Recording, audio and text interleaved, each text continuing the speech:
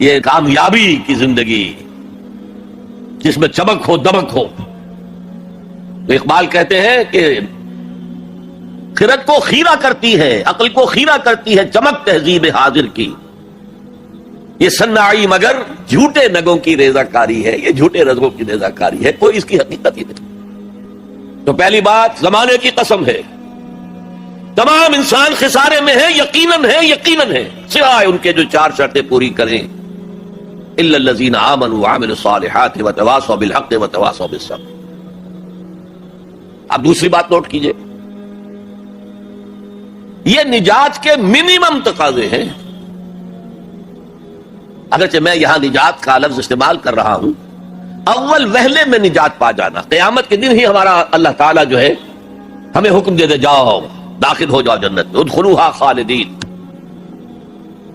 وہ جو تصور ہے کہ اگر کسی کے دل میں ایمان ہے اور گناہوں کا پلڑا بھاری ہے نیکیوں کے پلڑے سے، تو وہ اپنی گناہوں کے بقدر سزا پا کر جہنم سے نکال کر جنت میں داخل کر دیا جائے گا، وہ میرا اس وقت موضوع نہیں ہے. اول وہلے میں نجات، میدان حشر میں نجات، وہ نجات جو ہے اس کے یہ منیمم لوازم ہے. کیوں؟ اگر کہا جاتا یقیناً ان لوگوں کے مراتب بہت عمدہ ہیں، بہت اونچے ہیں، بہت اعلیٰ ہیں، عرفہ ہے، جو یہ چار شرطیں پوری کرے، تو اس کا مطلب کیا تھا کہ اس سے کم میں بھی گزارا ہو سکتا ہے. زیادہ اونچا رتبہ نہ صحیح، زیادہ اونچی جنت نہ صحیح، چھوٹی جنت ہی ہو جائے گی، لہذا اس سے کم پر بھی گزارا ہو سکتا ہے. لیکن یہاں کیا ہے؟ والعصر ان الانسان لفی خسر الا الذین آمنوا وعملوا الصالحات وتواصوا بالحق وتواصوا بالصبر.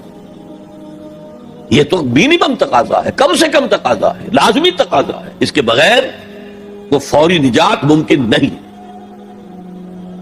اب تیسری چیز، اور یہ ہمارے تصورات کی بڑی نفی کر دینے والی شے، یہ چاروں شرطیں لازم ہیں. ہم سمجھ بیٹھے صرف ایمان سے نجات ہو جائے گی، اس سے بھی آگے ایمان ہو نہ ہو ہم مسلمان ہیں، محمد کے امتی ہیں صلی اللہ علیہ وسلم، نجات تو ہو ہی جانی ہے. یہی تصورات ہیں کہ جنہوں نے ہمیں بے عمل کر دیا.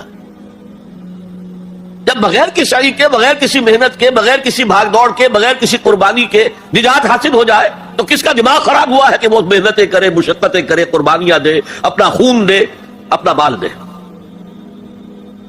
لہذا یہ چاروں چیزیں لازم ہیں. یہ اللہ کا کلام ہے، یہ شاعری نہیں ہے. شاعری میں مبالغہ بھی ہو جاتا ہے. اللہ کا کلام ایک ایک حرف، جو غالب کہتا ہے کہ گنجینہ معنی کا طلسم اس کو سمجھیو، جو لفظ کے غالب میرے اشعار میں آوے. میرے اشعار میں جو لفظ آتا ہے اس کو گنجینہ معنی کا طلسم سمجھنا، یوں نہیں کہ میں نے ایسے ہی عام طور پہ وہ لفظ استعمال کر دیا. اب فارسی میں کہتا ہے زیرے ہر ہر لفظ غالب چیدہ میں خانہ ہے، میں نے غالب کے ایک ایک لفظ کے نیچے ایک میخانہ پایا، علم کا میخانہ، حکمت کا میخانہ، فلسفے کا میخانہ. تو یہ قرآن غالب نے تو تعلی کی ہے، لیکن یہ اللہ کا کلام ہے، یہاں ہر حرف لازم ہے. اسی لیے دیکھیے میں آپ کو جملہ سنا رہا ہوں امام رازی رحمت اللہ علیہ کا، جو میرے نزدیک جامع ترین تعبیر ہے اس بات کی جو میں آپ کے سامنے رکھ رہا ہوں. ان هذه الآیہ فیہا وعید شدید. لوگوں جان لو اس آیت میں تو بڑی شدید وعید ہے. بأن اللہ تعالی حکم بالخسار علی جمیع الناس، اس لیے کہ اللہ تعالیٰ نے تو فیصلہ کر دیا تمام انسانوں کے لیے خسارے کا، گھاٹے کا، تباہی کا، بربادی کا. الا من کان آتیا بہذہ الاشیاء الاربعہ، سوائے ان کے جو یہ چار چیزیں پوری کریں، وہی الایمان والعمل الصالح والتواصی بالحق والتواصی بالصبر. اب غور سے سنیے، فدل ذلک ان النجات معلقۃ بمجموع هذه الاشیاء. اس سے اس بات پر دلیل بنی ہے، رہنمائی ہوئی ہے کہ نجات کا تعلق ہے، نجات معلق ہے، نجات مشروط ہے ان چاروں چیزوں کے جمع ہو جانے سے. یہ نہیں کہ ایک چیز سے ہی آپ کو نجات حاصل ہو. تو یہ کامیابی اور ناکامی کا ایک معیار، اور پھر یہ کہ اس معیار میں چاروں چیزیں لازم. اگرچہ ایک بات ہوگی، ہو سکتا ہے پہلی چیز میں انسان بہت اونچا ہو، دوسری میں اتنا اونچا نہ ہو، تیسری میں پھر اونچا ہو، چوتھی میں اتنا اونچا، یہ تو ہو جائے گا، لیکن بنیادی طور پر یہ چاروں شرطیں پوری ہوں گی تو نجات ملے گی، ورنہ نہیں۔ اس سورہ مبارکہ کے بارے میں یہ بنیادی باتیں آپ کے سامنے عرض کر کے اب میں آپ سے یہ بات کہنا چاہتا ہوں کہ قرآن کے سمجھنے کے دو درجے ہیں، ایک تذکر بالقرآن، قرآن سے سبق حاصل کر لینا، ایک تدبر قرآن، قرآن پر غور و خوض، گہرائی میں اترنا، قرآن میں ہو غوطہ زن اے مرد مسلمان، غوطہ لگاؤ گے تو تہ سے موتی نکال کر لاؤ گے نا۔ اب تذکر بالقرآن تو میں نے آپ کے سامنے تذکر بالسورۃ العصر، یہ تو مکمل ہو گئی، سبق تو حاصل ہو گیا۔ کامیابی کا معیار یہ چار چیزیں ہیں، یہ چاروں چیزیں لازم ہیں، اور جب ہم تدبر قرآن کے درجے پر آئیں گے تو معلوم ہوگا چاروں چیزیں عقلاً منطقی طور پر لازم و ملزوم ہیں۔ تو تذکر بالقرآن اتنی بات بھی جس نے سمجھ لی، جس بدو نے سمجھ لی، اس کی زندگی میں انقلاب آ گیا۔ والعصر ان الانسان لفی خسر الا الذین آمنوا وعملوا الصالحات وتواصوا بالحق وتواصوا بالصبر۔ جو حاصل تھا، جس کو میں مثال دیا کرتا ہوں کہ اگر سمندر میں کوئی آئل ٹینکر جو ہے وہ لیک کر جائے، ٹوٹ جائے تو کیا ہوتا ہے؟ تیل سمندر کی سطح پر پھیل جاتا ہے، نیچے نہیں جاتا۔ اسی طرح قرآن کا تیل، قرآن کا مغز، قرآن کی ہدایت اس کی سطح پر موجود ہے۔ اسی لیے کہا گیا کہ تذکر بالقرآن نہایت آسان ہے، کیونکہ سطح پر موجود ہے، اس کے لیے گہری غوطہ زنی کی ضرورت نہیں ہے۔ وَلَقَدْ يَسَّرْنَا الْقُرْآنَ لِلذِّكْرِ فَهَلْ مِن مُدَّكِرٍ، یاد دہانی حاصل کرنے کے لیے ہم نے قرآن کو بہت آسان کر دیا ہے۔ تو ہے کوئی نصیحت اخذ کرنے والا، ہے کوئی بنیادی ہدایت کا طالب، فَهَلْ مِن مُدَّكِرٍ۔ تذکر بالقرآن کے اعتبار سے قرآن دنیا کی آسان ترین کتاب ہے، تدبر قرآن کے اعتبار سے یہ دنیا کی مشکل ترین کتاب ہے۔ کسی انسان کے لیے اس کی تہ میں پہنچ جانا ممکن نہیں ہے، بس مستثنا اگر ایک ذات ہو سکتی ہے تو حضور صلی اللہ علیہ وسلم کی ذات مبارکہ۔ وہ تدبر قرآن پوری زندگیاں لوگ لگا کر یہ نہیں کہہ سکے کہ ہم نے پورا قرآن سمجھ لیا ہے۔ 30 جلدوں میں امام رازی تفسیر لکھ رہے ہیں، لیکن کتنے ہی مقامات پہ آخر میں کہتے واللہ اعلم، اللہ بہتر جانتا ہے، بس یہ میرا خیال یہ ہے، میں یقین سے نہیں کہہ سکتا۔ جیسے اقبال کا جو خطبات ہیں اقبال کے، جو مدراس میں دیے گئے تھے، The Reconstruction of Religious Thought in Islam، فلسفہ اسلام پر وہ آج کے دور میں علم الکلام کے اعتبار سے بنیادی کتاب، لیکن اس کے دیباچے میں لکھتے ہیں میرا یہ دعویٰ نہیں ہے کہ جو کچھ میں نے کہا ہے وہی صحیح ہے، ہو سکتا ہے کہ وقت گزرنے کے ساتھ صحیح تر باتیں سامنے آئیں، ہمارا کام یہ ہے کہ طالب علمانہ انداز میں غور و فکر جاری رکھیں۔ تو تدبر قرآن کی کوئی حد نہیں، پوری زندگیاں لگا کر، خاص طور پر امام رازی کا ایک جملہ تو مجھے بھولتا نہیں ہے، سورہ حدید کی جو آیت ہے هو الاول والآخر والظاہر والباطن، وہاں ایسے معلوم ہوتا ہے جیسے کھڑے کانپ رہے، لرز رہے۔ هذه الآیت اعلم ان هذا المقام مقام غامض عمیق مہیب، جان لو کہ یہ مقام بہت گہرا ہے، بڑا پرہیبت ہے اور بہت غامض ہے، اس کے مضامین آسانی سے سمجھنے والے نہیں ہیں۔ تو بہرحال اس تدبر قرآن کے اعتبار سے اب میں گفتگو کروں گا۔ والعصر، زمانے کی قسم ہے۔ پہلی بات یہ نوٹ کیجئے کہ قسم جو قرآن مجید میں کھائی گئی ہے یا کھائی گئی ہیں قسمیں، ان سے مراد کیا ہوتا ہے؟ ہم اگر قسم کھاتے ہیں اپنی کسی بات پر، اللہ کی قسم ہے، تو گویا کہ اللہ کو گواہ کے طور پر پیش کرتے ہیں کہ اللہ جانتا ہے، اللہ گواہ ہے، جو میں کہہ رہا ہوں سچ ہے۔ لیکن ہم قسم کھائیں گے کسی بزرگ ہستی کی، بڑی شے کی، اللہ کی قسم۔ قرآن میں جو متکلم ہے اللہ، اس سے اوپر کون ہے؟ لہذا قرآن مجید کی قسموں میں صرف ایک شے ہے، شہادت، گواہی۔ چنانچہ ترجمہ کیا ہوگا؟ زمانہ گواہ ہے کہ تمام انسان سے سارے۔ نمبر 2 نوٹ کیجئے، عصر کے معنی کیا؟ زمانہ، صرف زمانہ نہیں، وہ زمانہ جو تیزی سے گزر رہا ہے، یہ دو الفاظ استعمال ہوتے ہیں. ویسے تو عربی میں وقت کا لفظ بھی ہے لیکن قرآن میں وہ لفظ آیا نہیں. دو لفظ ہیں عصر اور دہر، اور آپ کو معلوم ہے کہ دونوں کی یہ صورتیں ہیں، سورۃ الدہر بھی ہے، سورۃ العصر بھی ہے. ان دونوں میں فرق کیا ہے؟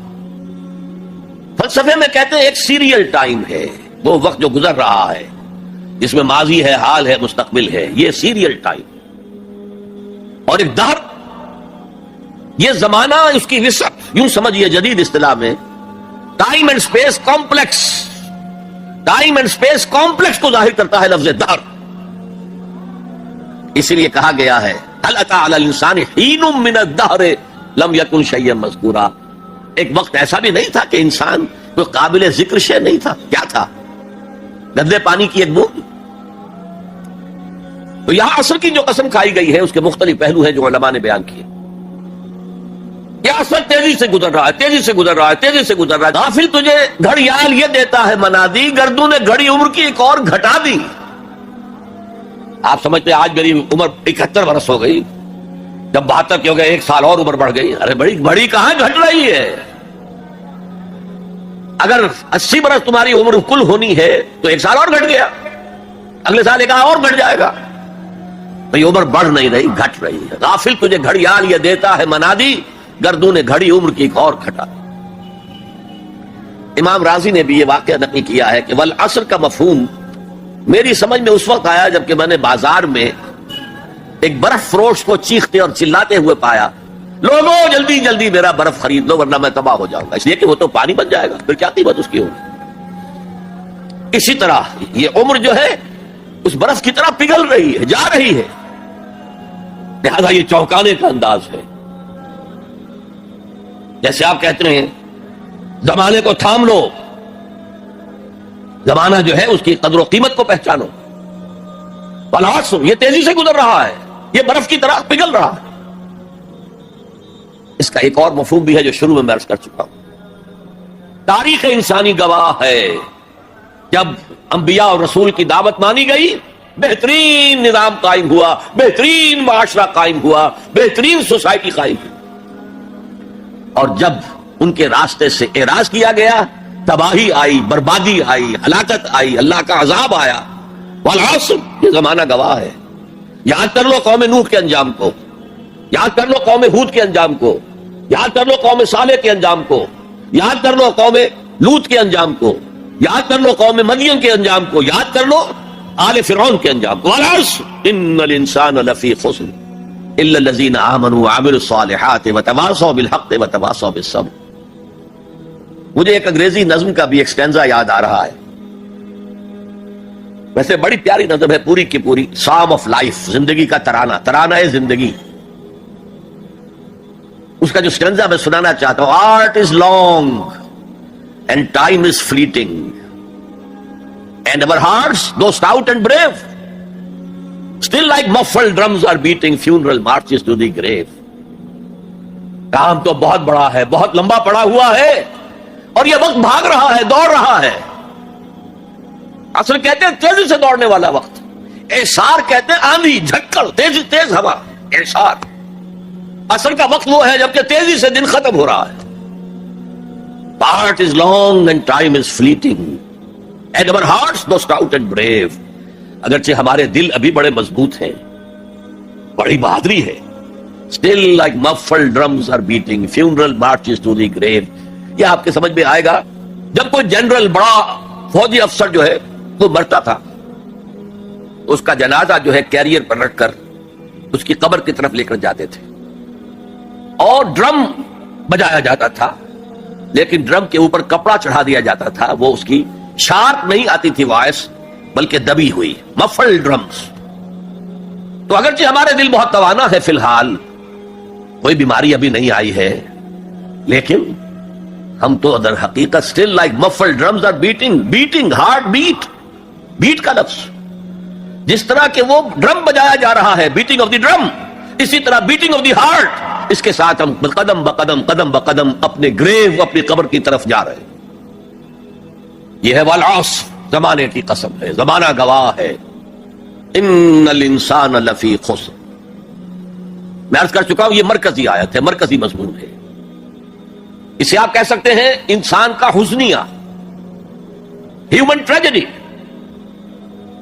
آپ کو معلوم ہے وہ تو بدھ کیا بپتا پڑی تھی اس پر کہ شہزادہ تھا کپل وستو کا، محل میں رہتا تھا، جوان بیوی تھی، ایک بچہ بھی، بیٹا وہ بھی تھا.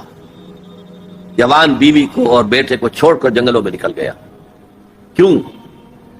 اس نے دیکھا دنیا میں دکھ بہت ہے. کہیں وہ دیکھا اس نے اندھا ایک آدمی ہے وہ ٹھوکریں کھا رہا گر رہا ہے. کہیں دیکھا کسی کا بچہ جو ہے عالم نزع میں ہے، کوئی کچھ نہیں کر سکتا، رو رہے پیٹ رہے. کہیں دیکھا جنازہ جا رہا ہے کندھے کے اوپر رکھ کر لے جا رہے ہیں. تو اس کے فکر کا مرکزی نقطہ کیا ہے؟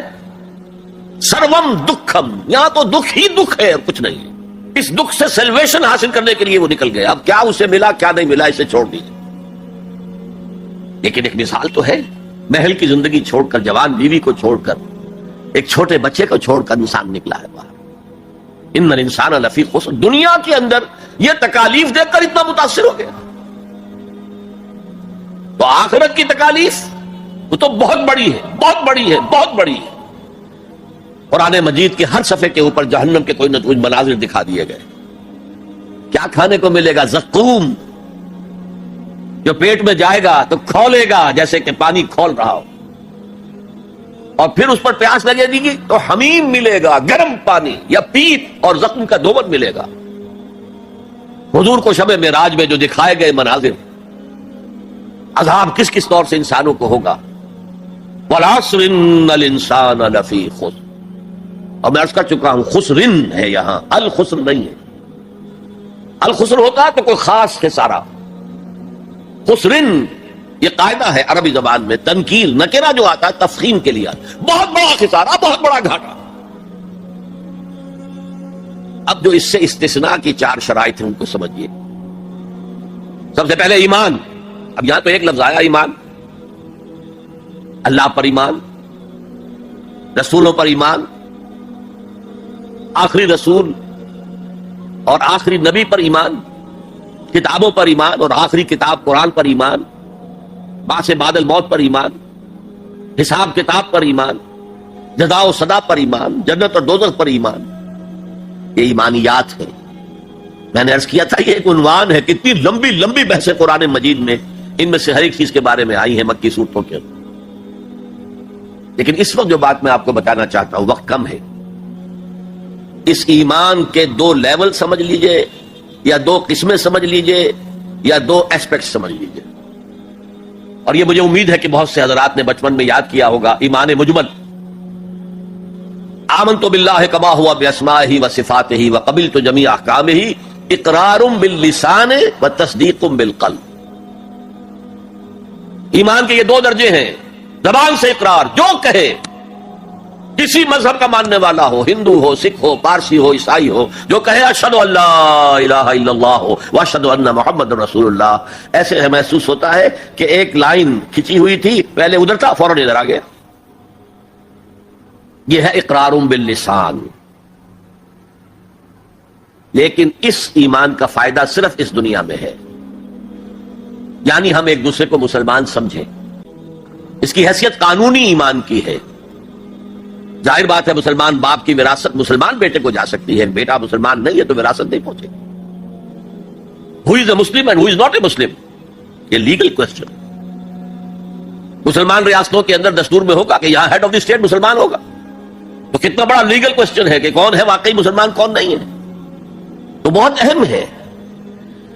لیکن اس کا سارا معاملہ اس دنیا تک ہے کہ ہم ایک دوسرے کو مسلمان سمجھیں. میں اپنی بیٹی نکاح میں دے سکتا ہوں کسی مسلمان کو. اصل ایمان کیا ہے؟ تصدیق بالقلب. جب دل میں اتر جائے، دل میں کھب جائے، وہ ہے اصل ایمان. ہم دنیا میں اس کو زیر بحث لا نہیں سکتے. ہمارے پاس کوئی آلہ نہیں ہے دل میں اتار کر دیکھ لیں ایمان ہے کہ نہیں ہے، کوئی نہیں. الیکٹروکارڈیوگرام کر لیجئے، یہ تو پتہ چل جائے گا کہ اس میٹنگ کے اندر کچھ جو ہے ریگولیرٹی ہے. اینجیو پلاسٹی کر لیجئے، معلوم ہو جائے گا کہ اتنی وینز بلاک ہے. بس دل میں ایمان ہے یا نہیں، اس کا کوئی ذریعہ ہمارے پاس نہیں.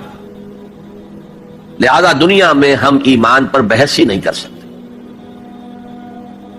ہم کسی کے بارے میں یہ نہیں کہہ سکتے یہ صاحب ایمان ہے اور یہ نہیں ہے. ہاں مسلمان ہے تو مسلمان کے جو حقوق ہیں اسے ملیں گے. وہ فاسق بھی ہو تو مسلمان ہے، فاجر بھی ہو تو مسلمان ہے، متقی ہو تب بھی مسلمان ہے، نیک ہو عبادت گزار ہو تب بھی مسلمان ہے. اور لیگلی اور کانسٹیٹیوشنلی ان میں کوئی فرق نہیں ہے. المسلم کفر لکل مسلم، امام ابو حنیفہ رحمۃ اللہ علیہ کا قول بہت اہم ہے. اتنی اہمیت تو اس کی ہے کہ ذرا سی ایک خطا ہو گئی تھی حضرت اسامہ ابن زید سے. حضور کو بہت محبت تھی اسامہ سے، اپنے پوتے کی طرح سمجھتے تھے، اس لیے کہ زید کو تو اپنا بیٹا بنایا ہوا تھا، زید ابن حارثہ کو. وہ تو بعد میں جب آیت اتری کہ یہ کوئی منہ بولا بیٹا اسلام میں کوئی شے نہیں ہے، ورنہ پہلے انہیں کہتے تھے زید ابن محمد، اس کے بعد دوبارہ وہ زید ابن حارثہ رہ گئے.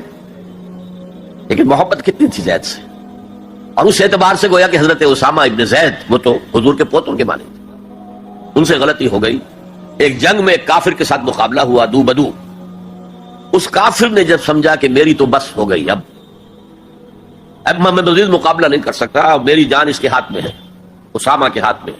انہوں نے پڑھ دیا کلمہ اشہد ان لا الہ الا اللہ واشہد ان محمد رسول اللہ. انہوں نے یہی سمجھا جو ہم ہوتے تو سمجھتے کہ جان بچانے کا ہیلا کر رہا ہے، لہذا گردن اڑا دی. کچھ دل میں اپنے خدشہ سا رہا یہ صحیح کام کیا میں نے یا نہیں، یا ہو سکتا ہے حضور کو کسی اور ذریعے سے اطلاع پہنچی ہو. چلے فرمایا اسامہ یہ تم نے کیا کیا؟ حضور اس نے جان بچانے کے لیے کلمہ پڑھا تھا، آپ نے نہیں کہا کہ تم غلط کر رہے.